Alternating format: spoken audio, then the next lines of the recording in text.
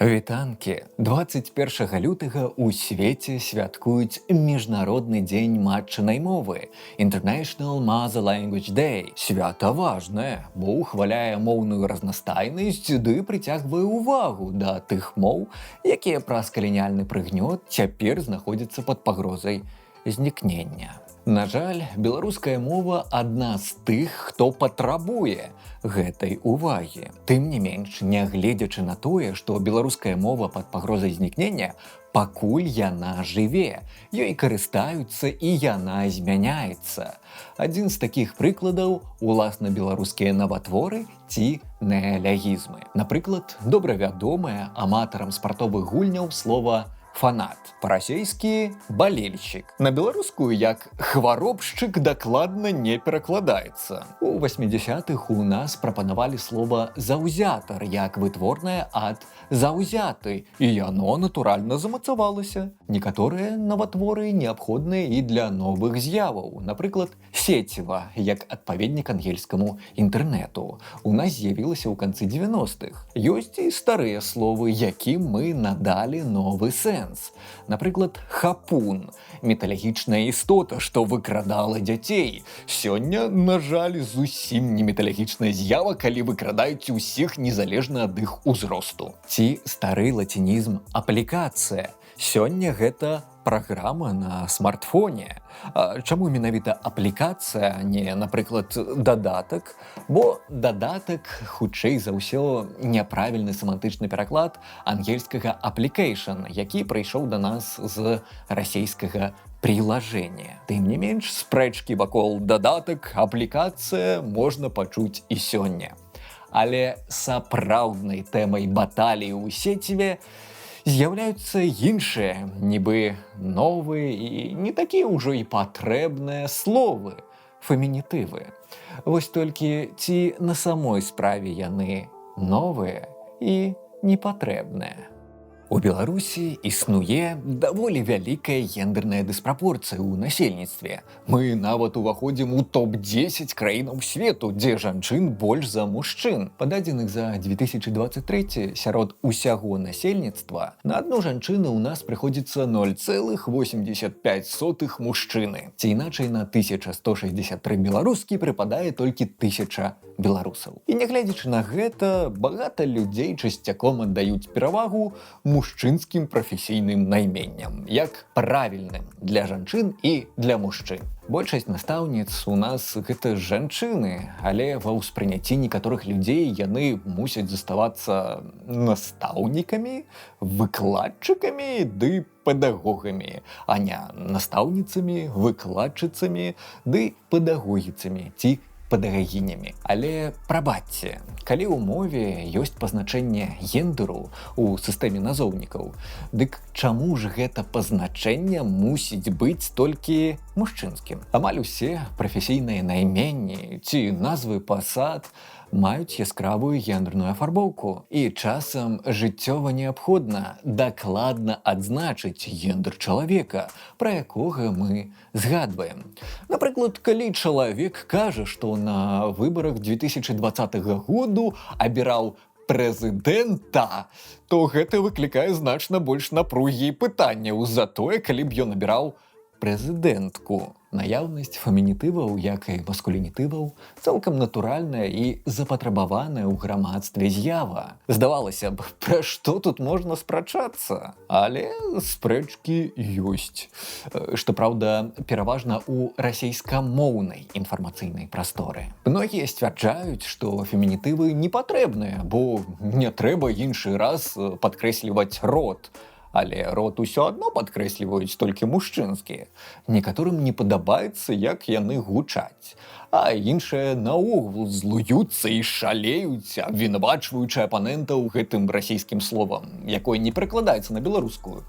Павестачка. Калі вы пагаджаецеся з такімі выказваннямі пра фемінітывы, то мушу вас расчараваць. У беларускай мове фемінітывы існавалі і добра адчувалі сябе спрадвеку. Нават ужо ў старабеларускай мове была паўнавартасная сістэма жаночых прафесійных назваў паводле пасад і гэтак далей. І цікава, што з кожным стагоддзям колькасць такіх фемінітываў няспынна павялічвалася. Паводле прац беларускага мовазнаўцы Мікалая Паўленка, для беларускай мовы такія словы як акторка, арендатарка, ігуменя, кухарка, пекарка, дворнічка, варажбітка і варожка, пастушка, швачка, прачка, карчмарка і шынкарка, як і іншыя з суфіксам «ка», цалкам натуральныя і арганічныя. Некаторыя ўжываліся з 14 стагоддзя. Пра такія рэчы можна даведацца і з навуковых прац беларускага сацыялінгвіста Уладзіслава Гарбацкага. Цікавая цытата з ягоных успамінаў. Я дакладна памятаю, як яшчэ ў 90-х яшчэ школьнікам гасціў у бабулі ў вёсцы паміж Віцебскам і Оршай. Мы слухали беларускае радыё, ішла праграма пра Валянціну Церашкову. І дыктарка сказала, што праграма прысвечаная першай жанчыне-касманаўту. Бабуля рабіла дранікі і так паміж іншым кінула: яны там у Менску зусім размаўляць не ўмеюць. Што гэта за слова такое «жанчына-касманаўт»? Павінна быць проста касманаўтка. Я тады стаў на бок дыктаркі, бо яна ж з Менску, а там лепш ведаюць за бабулю, хоць яна і была настаўніцай. Але мне гэта стрэмкай у галаву засела. І потым я часта заўважаў, як у жывой гутарковай мове словы смела і натуральна фемінізаваліся. Ды і калі мы возьмем які-небудзь слоўнік Байкова-Некрашевіча, то лёгка знойдзем для мужчынскага прафесійнага наймення парны жаночы адпаведнік. Лекар, доктар, лекарка, женщина-врач. Таму так, у беларускай фемінітывы арганічная натуральная з'ява. І нават адметная рыса нашай мовы, без якой яна была б непаўнавартаснай, недакладнай. Вядома, што савецкія слоўнікі пасля сталінскіх захадаў па зрасейшчванню старанна ігнаравалі традыцыйныя назоўнікі, бо яны не адпавядалі расейскім. Але нават у гэтых слоўніках фіксуюць беларускія фемінітывы, што праўда, залічваючы іх да гутарковых. Так вялікі тлумачальны слоўнік згадвае доктарку ды паэтку, але залічвае словы да размоўных. Размоўныя словы, якімі актыўна карысталіся нават нашыя клясікі ў сваіх творах. Відаць, з Масквы, як і звычайна, лепш бачна, якія словы ў іншых мовах размоўны. Нягледзячы на гэтыя спробы перанесці расійскія нормы на беларускую мову, фемінітывы былі і застаюцца неад'емнай часткай нашай лексікі. Нашыя пісьменнікі ды пісьменніцы, перакладачы ды перакладчыцы вельмі актыўна іх выкарыстоўваюць. Чаму ж тады некаторыя беларусы так блага ставяцца да жаночых найменняў? Няўжо ж яны зусім не ведаюць беларускай мовы, яе нормаў ды традыцыяў? Як і ў іншых пытаннях, адказ тут сумны і даволі просты. Бо русский мир.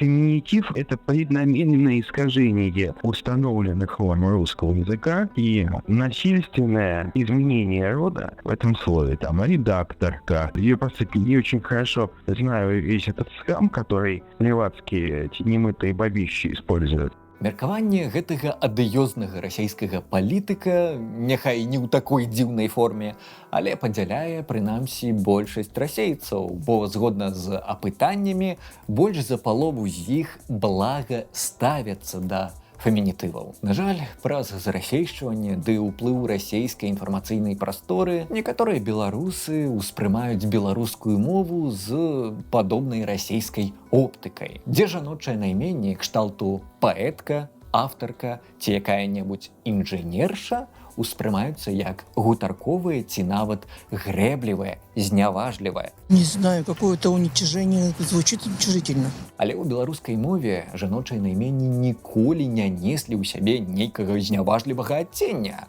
пра якое паведамляюць носьбіты расейскае. Режиссер есть режиссер. Не надо ей. Почему? Это как так, режиссерка? Это некрасиво даже. Не знаю, я вот, хотя это вот не совсем понимаю, но это неправильно. Бо мы маем іншыя словаўтваральныя мадэлі, іншыя стылістычныя нормы, якія культурна ды гістарычна ніколі не мелі гэткага прыніжальнага адцення, прыніжальнай афарбоўкі. І ў адрозненне ад расейскай, дзе, напрыклад, сярод лінгвістаў абмяркоўваецца прыніжальны сэнс суфікса «к», у беларускай нікому і да галавы б не прыйшло пабачыць у такім суфіксе нейкую знявагу. Я ведаю, што расійскія мовазнаўцы, якія намагаюцца абараніць фемінітывы ў расійскае, звяртаюць увагу на тое, што некаторыя формы жаночых назоўнікаў гістарычна выкарыстоўваліся нават на Расіі ў мінулым. І гэта сапраўды так, хоць і сфера іх ужытку была не такой вялікай. Аднак важна не тое, ці выкарыстоўваліся яны ў мінулым, а тое, як да іх ставяцца расейцы, расійскія мовазнаўцы, аўтары ды аўтаркі цяпер. Стаўленне некаторых з іх, на мою думку, дужа дзіўнае. Вот несколько цитат. А в русском языке ситуация, при которой лиц женского пола при указании их профессий именуют существительными мужского рода, сложилась очень давно.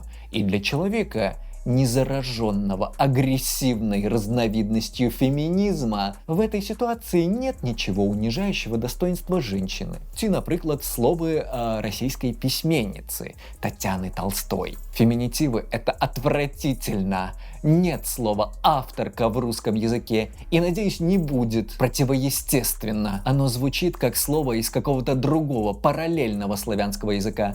Чешский приходит на ум. Як бачым, галоўны чыннік, які ўплывае на сучаснае стаўленне да фемінітываў на Расіі, нават не лінгвістычны, а палітычны.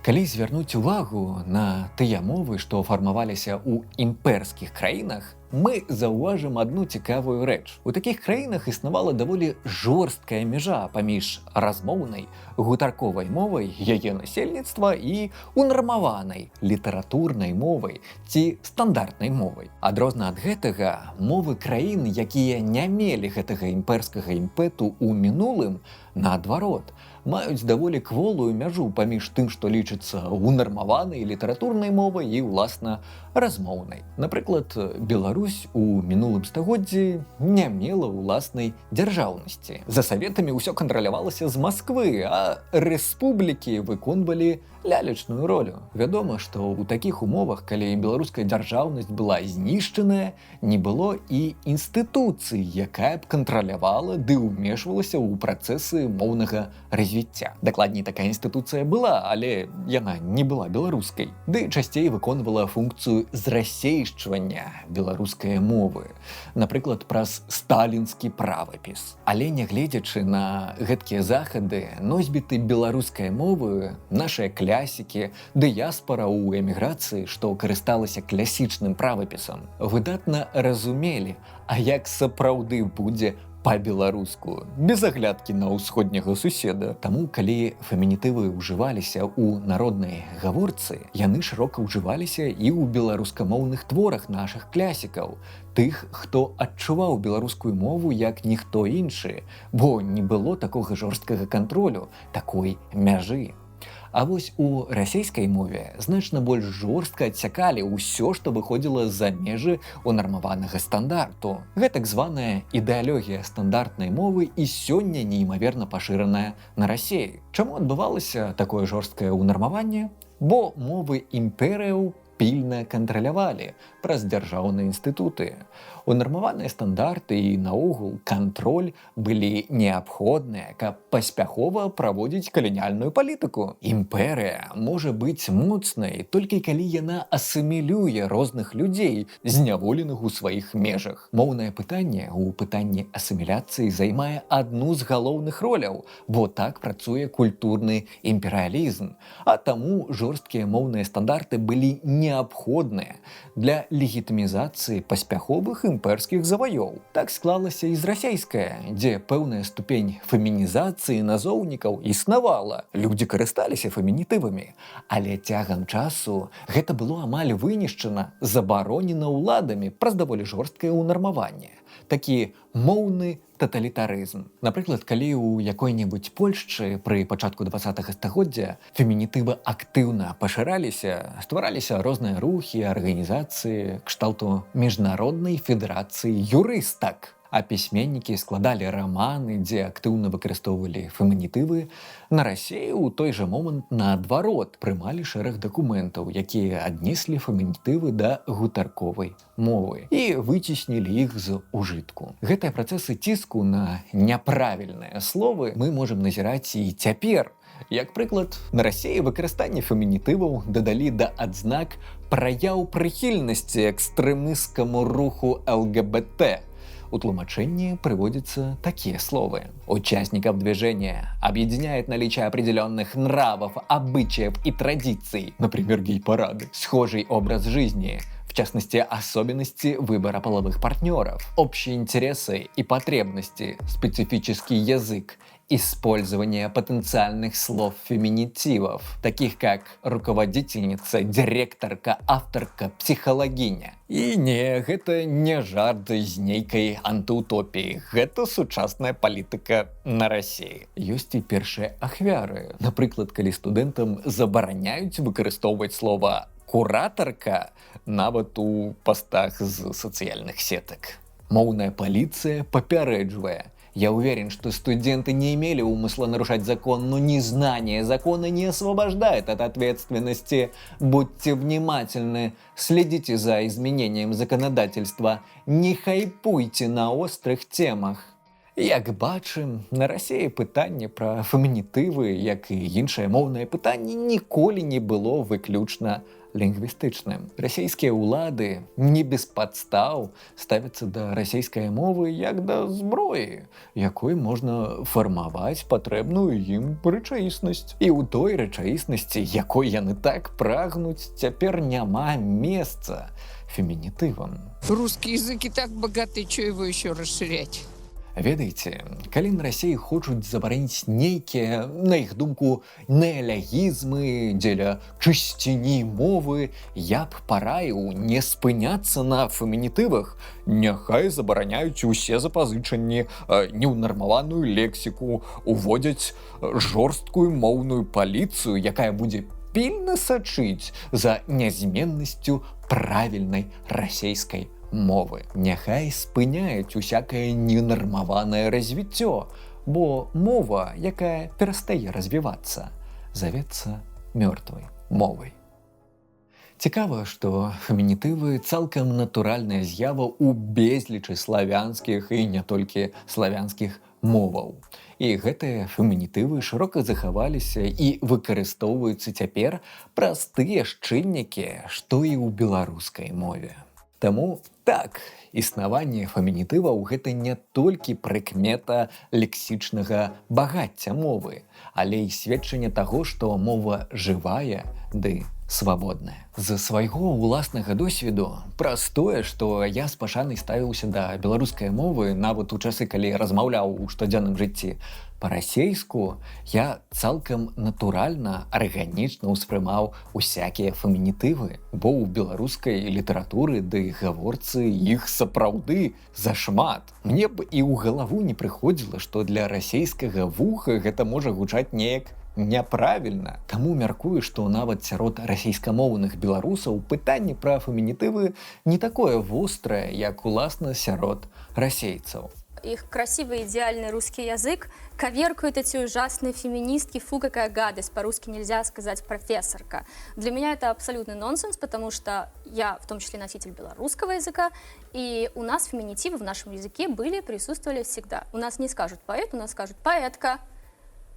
Ну, это поэтка, давно. профессорка. Нет, это и сейчас в современном белорусском языке феминитивы присутствуют. И это совершенно естественная вещь. Вядома, што людзей, якія выказваюцца супраць фемінітываў, бянтэжаць зусім не чысціня мовы, ды неалягізмы, што на іх думку раптоўна з'явіліся з-за гэтых звар'яцелых феміністак. Сапраўды іх раз'юшваюць пытанні жаночай эмансіпацыі, пытанні імклівых зменаў свету ды ролі жанчын. І гэтыя змены іх палохаюць. Бо фактычна колькасць фемінітываў з 14 па 21 стагоддзя няспынна павялічваецца. І гэта простае наступства таго, што павялічваецца сацыяльна-эканамічная роля жанчын у грамадстве. Часцяком людзей, незадаволеных фемінітывамі, на самой справе не задавальняюць менавіта гэтыя змены, а не змены самой мовы. Але гэта ўласныя прусакі ў галовах гэтых людзей. На жаль, праз рускі мір гэтыя прусакі часцяком знаходзяць урадлівую глебу нават у мазгах беларусаў. Сёння ў беларускіх слоўніках можна знайсці каля 3000 фемінітываў, і варта чакаць, што іх кадыфікаваная колькасць будзе толькі расці разам з працэсамі рэабілітацыі вынішчанай лексікі ды вяртання да незрасейшаных стылістычных стандартаў. 3000 словаў гэта ўжо няблага, улічваючы, што ў часы імперскай Расіі, а потым савецкія часы з беларускай мовы намагаліся выціснуць традыцыйнае жаночае найменне. Вось ці варта сёння нам звяртаць увагу на такія спробы зрабіць з нас тых жа расейцаў у пытаннях нават фемінітываў? Я мяркую, што не. Дзякуючы багаццю беларускай мовы, яе дыялектнаму рэзерву, мяркую, што мы можам знайсці фемінітывы амаль для кожнага маскулінітыва, як са словам «педагогіцца». Дарэчы, пра гэтае слова згадаў Янка Брыль. Фемінізацыя словаў – гэта не толькі пытанне гендернай роўнасці, гэта пытанне дакладнасці. Гэта тое, што дазваляе пазбегнуць блытаніны, дазваляе дакладна адлюстраваць рэчаіснасць. Таму шануйма усе рысы нашай матчынай мовы, вывучаем яе без погляду на ўсходняга суседа і карыстаемся ў нашым штодзённым жыцці, якое праз гэта абавязкова стане больш дакладным і глыбокім. Да пабачэння і з днём матчынай мовы.